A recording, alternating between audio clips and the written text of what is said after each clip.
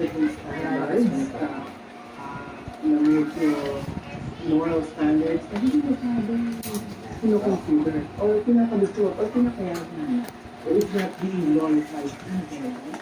So, saan naman ako din sa medyo yan sa kaliwa at sumama sa pangangaliwa. I'm not married, no? I'm not married. I was single. Pero sumama ko ba? Yes, so, ano ko dito pagkakaliwan? And yet, at the time, we accepted it. Right? Gusto mo lang. Ano yun, yun gusto mo sa akin? Ano papunta ako dito?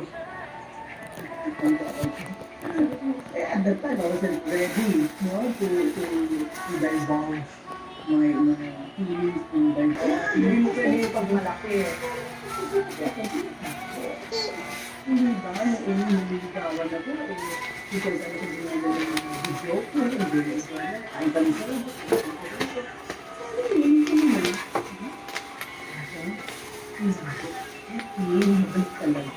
Ano pala yung sabihin ng practice? Ang dito. Pangit na ako English.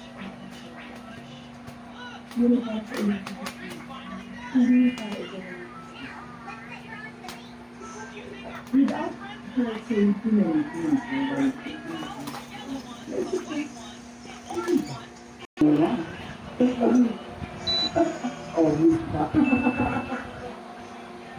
Ang nagbugawa na after yung delight ako. Made in Bataan ang aking gusto. Ito yung Hindi ito yung hinaano yung bakit. Para pagka pagbigyan mo magka-ano ka. Okay na? Ito paano ngayon yan? Nagsiserve na ako sa food. Ano sa kinalaman mo pagkatapos ng naganap yung acting din? Eh, syempre guilty. Para ko si Abel yung nagtatago sa Panginoon. Ako kasi nangyari sa akin ng paan-art actor. Umiyak ako.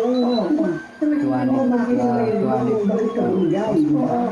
Nakita mo pa mamaya pag Yung time na yun, ang strict ng parents. mainit siya. Oo, in-expose ka agad. Ayan yun yung pagka magpa-pride ka. Yan. Ayan na pwede. Hindi pala pwedeng gano'n. Oo, ang bilis. Mainit ka agad. Okay. I realize Delikado sa bata yun. Biglang awa ka na. Ala. Hotpot. Pag hotpot lang, papakulo. Papakulo ka ng ano ka. So, sopas. Napapasok kasi sa puso ng little acting niya. Dahil akala mo malakas. Eh, sa pagluluto. Ha? Pagluluto. Prito yun nga. Sa Friday. Pag barbecue, yung ano, yung And immediately in my... Ito na? I have to confess to our sa congregation.